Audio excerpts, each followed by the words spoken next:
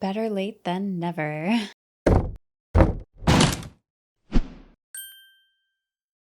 Hi everyone, my name is Kayla. Welcome back to Kay's Hidden Shelf, where we talk about books. Today I'm going to be sharing with you my June wrap up. It is very late, and the reason for that is I got very competitive in my reading for the Indie Accords Readathon back in July, so it got pushed back a little bit. But June was a great reading month overall, and I can't wait to tell you about some of these books. The first book that I read in June was The Path and the Way by Michael S. Jackson. This is book 1 in the Ringlander series. Now, this is a self-published epic fantasy and an SPF BO semifinalist from 2021. Now, it does seem to be known around the BookTube universe for its cover art, which I cannot deny is absolutely beautiful. The hardcover edition that I have here also has the artwork on the naked hardcover, which is just gorgeous. Now it also has illustrations throughout the book to go along with the story. I'll see if I can find one here for you. This has multiple points of views in it, which follows 5 characters throughout the story. We get rebellion, action, spies, an incredible world, and a diverse cast of characters. The Path and the Way certainly opens strong in the first chapter and introduces us to one of the main characters, Kyra. Kyra is a young woman from the Nord. Her family is close-knit, and one day her brother goes missing, so she must travel beyond her homeland in the Nord to find him.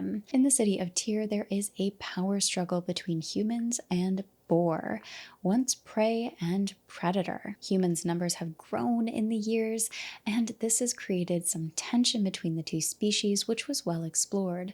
Now, not only did these species used to be prey and predator, there's also a lot of vast differences between them, which creates some dynamics between the two peoples, and of course, which leads to conflicts, all of which were really well done. All the while, there are holes between worlds tearing this land apart. The creativity of the world was captivating, and I just loved the inclusion of diversity between the different cultures and the lands that we see here. This just felt like a really well thought and well developed world, and I love seeing the dynamics of the different cultures, how each of these characters live differently, their ways.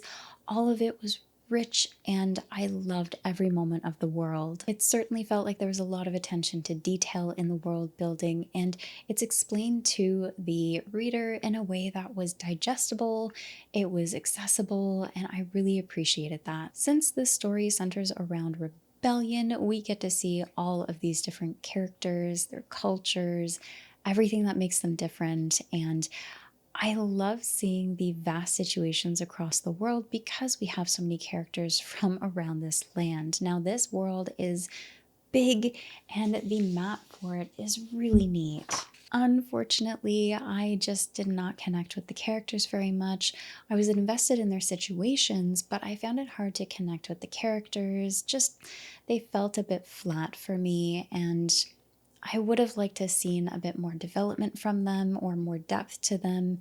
Maybe some history might have helped a little bit, but something was just missing to make these characters feel developed and genuine. The pacing of this was medium, I would say. Now, with how much density is in this book, it felt like the pacing shifted from slow, medium to fast throughout the story as I was reading. There's just a lot to absorb in the world building, a lot of history to take in. There is a lot going on here as well in the present as the story is being told. So overall, there's just a lot of information to take in, and as I was reading, the pace did shift throughout. One thing I will say is that while the characters didn't quite work for me, I am invested in the story and I do want to keep going. I feel like Michael S. Jackson is just one of those authors where he's just going to get better as he writes, and I can't wait to see how that progression goes. And with that being said, this is also his debut book. I do think it's worth a try, and overall, I ended up giving it 4 out of 5 stars. Even though the characters didn't quite work for me, so many other things did, and of course, this is just my own experience with it. The next book I read was The Vanished Birds by Simon Jimenez. Now, this was recommended to me by She Was Only Evie. Evie is just phenomenal. If you haven't checked out her channel, I'll leave a link where you can find her below. She has so many great recommendations, and this was definitely one of them. Now, even at the time of recording this, I do still need to write my review for this, and I'm gonna work on that immediately because this is so good. This is a sci-fi. It's a debut for the author, and I never would have thought this was a debut. Now, the prose is elegant in a way, but I wouldn't say it's accessible. So if you're looking for a sci-fi that's easy to access, to get into, this might not be the one, but I will say it is 100% worth it to give it a try regardless. Now, with this being a sci-fi, it does explore a lot of space travel, the means of humanity's survival, trading with different planets, setting up colonies, but it mainly focuses on one of the main characters, a solitary captain who is basically faring across these stars in a way that allows them to travel through time so that they can make trades from one planet to the others. But basically, they pop into a bubble of space that allows them to travel across the stars at a reduced time. So what might be 15 years for a planet where they pick up the trades from might only be a few months for them. This, of course, opens up so many different areas to explore throughout the characters' experiences, and this is just a small amount of what you get in the book. There are a lot of impactful and memorable moments in this, and by the time I was done, there was some family in here. There was some really interesting concepts explored. The character work was so well done, and this is probably one of my favorites of this year so far. I loved every moment of it. I also listened to it on audiobook, and I really enjoyed that experience as well. I actually tried it first on audiobook, and within the first chapter, I knew I needed to have a physical copy, not only to read along with, but because I knew this is going to be one I'm going to reread and I want on my shelf. With that being said, I gave this 5 out of 5 stars. I already want to reread this, and Simon Jimenez is coming out with another book. I cannot wait to read that as well, and I believe that one's going to be a fantasy, so it'll be interesting to see how the storytelling and writing is different from the sci-fi that he's written here. So yes, I highly recommend this one. I just want more people to discover it, to enjoy it, and I know Baron over at Your Brain on Books has tried it and he enjoyed it as well. The writing, I agree, can be a little flowery and eloquent, but I thoroughly enjoyed that. I loved that aspect of it. It just made the story more meaningful for me, and yeah, if you have not tried this and you are looking for a sci-fi, definitely worth trying. Again, it might not be for everyone, but I highly recommend it anyway. Moving right along, I also read A Man Named Baskerville by Jim Nelson. This is a self-published historical fiction, and it is a form of a Sherlock Holmes retelling. Now, the reason I say it's a form of is that the author didn't intend to write this as a retelling, but to account for gaps he felt he found in A Man Named Baskerville, written by Doyle. Now, I've already done a full review for this, so I'll leave a link up above where you can find that if you're interested in learning more, but I highly recommend this for any Doyle fans out there. But basically, this is a spin on the Hounds of Baskerville story originally written by Doyle. The spin is that this is told from the criminal's journal entries, so we get a different perspective on what happened in the Hounds of Baskerville. Now, what I really enjoyed about this was that it gives us a look into Jack Stapleton, otherwise known as Roger Baskerville, the events that occurred from his perspective and his reasonings, his logic, everything, his behaviors even, all of it gave a interesting viewpoint into this side of the story. Now, Roger Baskerville is aware of Dr. Watson and Sherlock Holmes, and he knows that Dr. Watson will likely fabricate many of the details of the events that have taken place up to this point. As a result, Roger attempts to correct those potential fabrications in a journal of his own. So we do get to see Roger Baskerville from the time that he is a young boy into adulthood. There were so many moments in this that I enjoyed. I love that the tone of a Sherlock Holmes story was captured in this so well and brought through the feeling of a Victorian era novel. This was a quick read. It's just about 300 pages, and I did give it a 4 out of 5 stars. It was so good, and I do hope to actually reread this or read more of the author's work because I enjoyed this so much. Now, the next one is one I wasn't planning to read, but boy, was I glad I did, because it's likely going to end up being my favorite book of 2022, and that is The Legend of Blackjack by A.R. Witham. I was lucky enough to be able to interview the author, so I'll leave a link where you can find that video up above if you're interested. Overall, this was so good for so many reasons.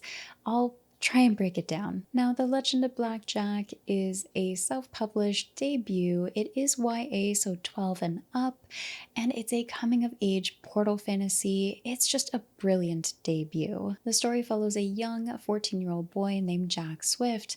His life isn't so great, and he's living his life in the normal world, our world, and one night he gets pulled into the magical world of Keymark by a talking rhino. Now, there were so many things that I loved about this, from the way that the characters are represented, their relationships, even the episodic feeling of the adventures that take place, because it's just one adventure after the next for Jack.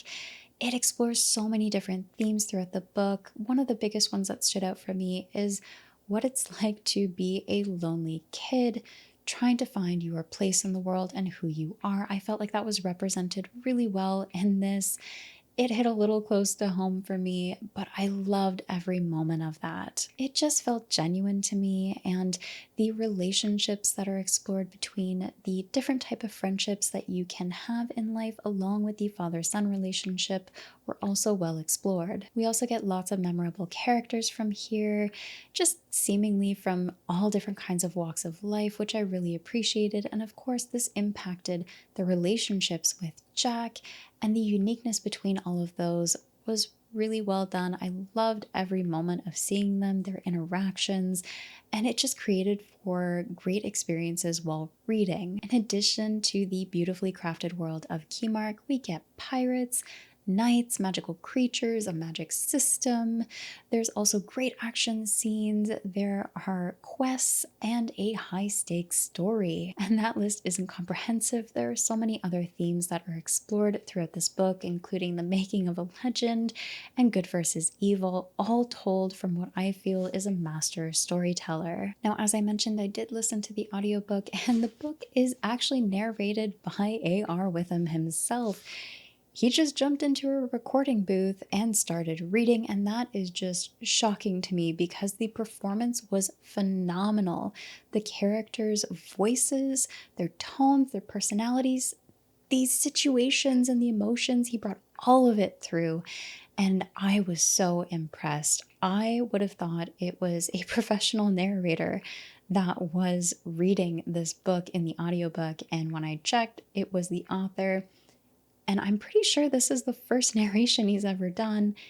It was phenomenal. I'd highly recommend it. And if you're an author, if you're self-published and you're watching this, I am not an expert, but I feel like this is a sign that you can try and record your own narration if you're wanting to do an audiobook, but there are hurdles in hiring a narrator, that you can do it and you can do it successfully. So I do think it's worth a shot because I thoroughly enjoyed the audiobook. I thought it was great and I highly recommend it. Of course, I ended up giving this 5 out of 5 stars. This is definitely my favorite of 2022 so far. I just know that this might not be for everyone, but I highly recommend giving it a try because it is so good. And if you haven't seen already, there are so many other people who are loving it. I'll leave links where you can find some of their videos down below if you want more detailed reviews, but definitely, this is certainly one to keep an eye out for. Oh, and before I forget, the author also includes illustrations in the physical copy. So in addition to the headers that we get at the chapters, along with some quotes from other notable authors, he's also included illustrations in between. I believe throughout the book there are 21 illustrations throughout, and it just adds another level of experience to reading this. The last book I read was The Swordmans Lament by G.M. White. Now, I did read this on ebook, and it was a swashbuckling, self-published fantasy that made for a fun adventure. We follow Blesko throughout this story, who is the king's legendary swordsman. The prince has been murdered and Blesko has been blamed. The king seeks vengeance. Blesko needs to find the real killer in order to bring justice for this crime and clear his name. I will say that there were aspects of this story that reminded me a bit of the Great Coat series by Sebastian de Castell, but with more likable characters, in my opinion, and a more grounded setting and tone. Blesko was quickly a likable character for me, and the story sets up with a whodunit plotline. Now, this was a fast-paced read at only 228 pages, and I did forget to mention that there is an audiobook which is about 6 hours, and I did give that a try as well. Now, I do feel like the story would have benefited from being a bit longer. I just would have liked to see more exploration of the character and the plot line. I just felt like it was over too fast and I wanted more details on certain areas. Though with that change, it would likely alter the experience of a fast-paced adventure. An important thing I noticed while listening to the audiobook and reading along with the ebook was that there are some differences between the two. The audiobook had many sentences or even paragraphs or a page worth of information that just wasn't included but was there in the ebook. What does this mean? Well, the audiobook created for a fast-paced adventure with high stakes. It was easy to follow and enjoy. The ebook, however, had many more details about the world building, the religion, and even some of the interactions between characters. So depending on the type of experience that you're looking for, if you're looking for a richer experience from the book, I definitely recommend going with the ebook or physical copy. If you're just looking for a fast-paced adventure, then definitely the audiobook is one to try. Overall, it was a great adventure with a mix of politics, action, likable characters, all set up in this swashbuckling world that felt reminiscent of the Three Musketeers or the Great Coats. And the story also sets up for book 2, which is the Swordsman's Descent. Now, I also believe that there is a prequel novella as well, so there's lots of books being written along these series, the world, and the characters, which I am really eager to get back into because, like I said, I just wanted more from the character, the story, and the world, all of it, so I'm really looking forward to jumping back in at some point. Overall, I gave this 4 out of 5 stars. There's a lot I enjoyed in it, even though there were some differences between the audiobook and the ebook. I would like to reread just the ebook to get a bit more of a richer experience from it.